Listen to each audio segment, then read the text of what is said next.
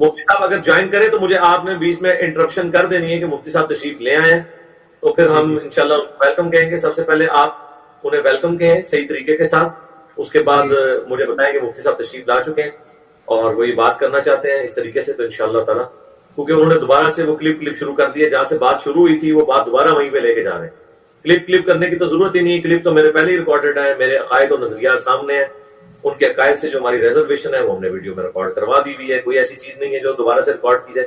اب تو میرے بھائی جھگڑے ہی ہم نے ختم کیا، آپ کی آفر قبول کی ہے کہ آپ تشریف لے آئیں، آپ جو باتیں ہر نئے کلپ میں کرنے کی کوشش کر رہے ہیں وہ سامنے بیٹھ کے کر لیں، ٹھیک ہے؟ کیونکہ جو آپ دوبارہ سے کلپ شروع کر رہے ہیں وہ تو آلریڈی ہو چکا ہے. آپ نے کہا تھا نا سامنے بٹھا دو، یہ کلپ بنانا چھوڑ دے گا، تو میں تو سامنے بیٹھ کے آپ کو بار بار پکار کے کہہ رہا ہوں کہ آئے لائیو سامنے بیٹھ جائیں، جو باتیں آپ نے کرنی ہے مجھ سے کر لیں، میرے بارے میں جو رائے آپ نے قائم کی ہوئی ہے وہ آپ آئیں.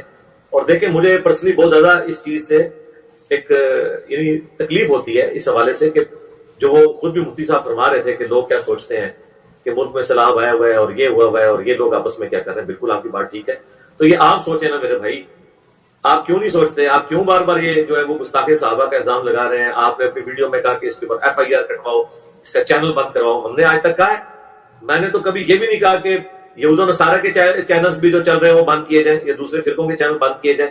اس طرح کی جب آپ دھمکیاں لگاتے ہیں، ہم نے تو کبھی یہ حرکت نہیں کی اس طرح کی، ورنہ ہم بھی یہ کر سکتے تھے. آپ کے اوپر جب سیدنا علی کی گستاخی کا الزام لگا ہے تو میرے سوا کوئی شخص بھی آپ کے یعنی کمپیٹیٹرز جو مخالف گھروں میں لوگ آتے ہیں جتنے دیوبندی یا بریلوی، ان میں سے کسی نے تو آپ کو سپورٹ نہیں کیا. میں نے کہا تھا کہ یہ زیادتی ہے، انہوں نے کلیریفیکیشن دے دی ہے.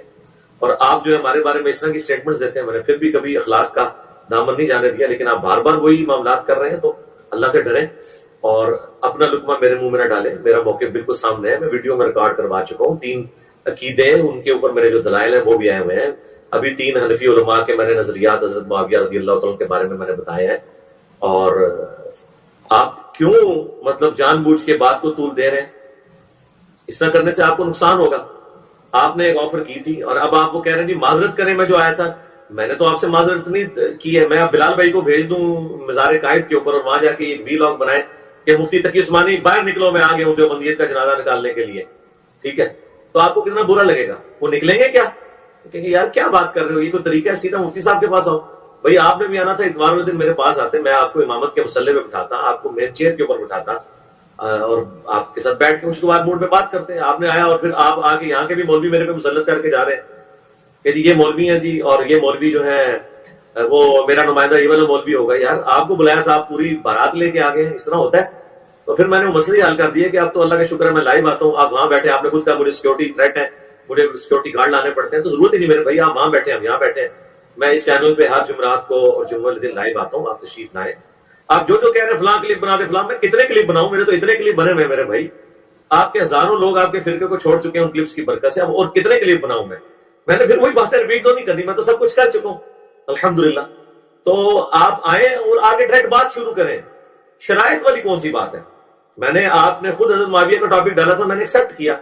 وہ بات اپنی جگہ کہ پہلے اصول طے ہوگا عقیدے کا. آپ نے کہا حضرت معاویہ ہمارے لیے عقیدے کا مسئلہ ہے، بالکل ٹھیک ہے، ہم بات کر لیتے ہیں. حضرت معاویہ رضی اللہ تعالیٰ سے شروع کر لیں گے، اس کے بعد المحنت کے 3 عقیدے جو اصل ہے قرآن و سنت، پھر اس کے بعد فروعی مسائل بھی آپ ڈسکس کرنا چاہتے ہیں وہ کریں گے، ضرور کریں گے. لیکن پہلے اصول کی بات تو طے ہو. قادیانیوں سے ختم نبوت پہ بات کریں گے، حالانکہ قادیانی بھی حنفی ہیں، وہ رفع الیدین نہیں کرتے، وہ بریلوی دیوبندیوں کی طرح نماز پڑھتے ہیں. لیکن ہم نے کبھی نہیں ان کو کہا کہ آؤ ہم سے رفع الیدین پہ بات کر لو. ہم کہتے ہیں آپ کا ہمارا بنیادی اختلاف ختم نبوت کے اوپر ہے. ایتھیسٹ کے ساتھ ہمارا بنیادی اختلاف ایگزسٹنس آف گاڈ کے اوپر ہے.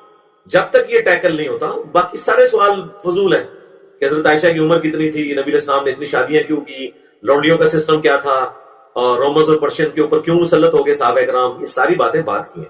پہلی چیز ہے خدا کو مانتے ہو نہیں، ان ساری باتوں کے بعد تم کو میں خدا کو نہیں مانتا، پھر وہیں سے دوبارہ سے وہ 99 پہ صاحب کاٹنے والی بات ہے. تو مفتی صاحب اور ان کے ماننے والوں سے میں ریکویسٹ کروں گا مفتی صاحب کو سمجھائیں کہ 2812 میں آج بھی دیکھ رہا تھا ان کا جمعے کا خطبہ انہوں نے یوٹیوب کے اوپر لائیو سٹریم کیا ہوا تھا، ریکارڈنگ کے بعد ہی وہ کر رہے ہیں. اس میں 100 میں سے 90 کمنٹس 2812 تھے اور مسلسل انہوں نے بندہ بٹھایا ہوا تھا، ڈیلیٹ پہ ڈیلیٹ کر رہا تھا، ڈیلیٹ پہ ڈیلیٹ کر رہا تھا. مجھے ویسے مطلب خوشی نہیں، مجھے دکھ ہو رہا تھا کہ یار یہ 2812 ان کو ہارٹ کرے گا. دیکھیں میں نے اپنے نام کے ساتھ 2812 کر لیا ہے. جس طرح یہ اپنے ساتھ اور چیزیں اٹیچ کر لیتے ہیں، ہم نے یہ اہل بیت کی نسبت لگا لی ہے اپنے ساتھ. رسول اللہ کا فرمان الحمدللہ، حدیث کا نمبر بخاری کا، اللہ کا شکر ہے. تو اس لیے آپ بار بار ان معاملات کو ختم کریں، سیدھا آئیں، لائیو آئیں، بات کریں انشاءاللہ تعالی. پھر شرائط رکھ رہے ہیں ایک کلپ بنا دو تو فلاں کلپ بنا دو، کیا پھر دوبارہ سے کلپ قیامت تک بھی میں آپ کو کلپ بنا کے دیتا رہوں گا، اتنے بنائے ہیں، آپ تو راضی نہیں ہوتے کسی کلپ کے اوپر، فائدہ کوئی نہیں ہے. ٹھیک ہے، سمپل ہے، جو بات آپ نے کرنی لائیو آگے کر لیں.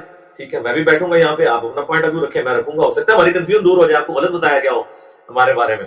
ٹھیک ہے، تو جس طرح ہمیں دیوبند کے بارے میں بالکل غلط بتایا گیا تھا کہ جی یہ تو یوں ہے، لیکن جب ہم نے اسٹڈی کیا تو ہمیں پتا چلا دیوبند اور بریلوی میں تو فرق ہی کوئی نہیں ہے.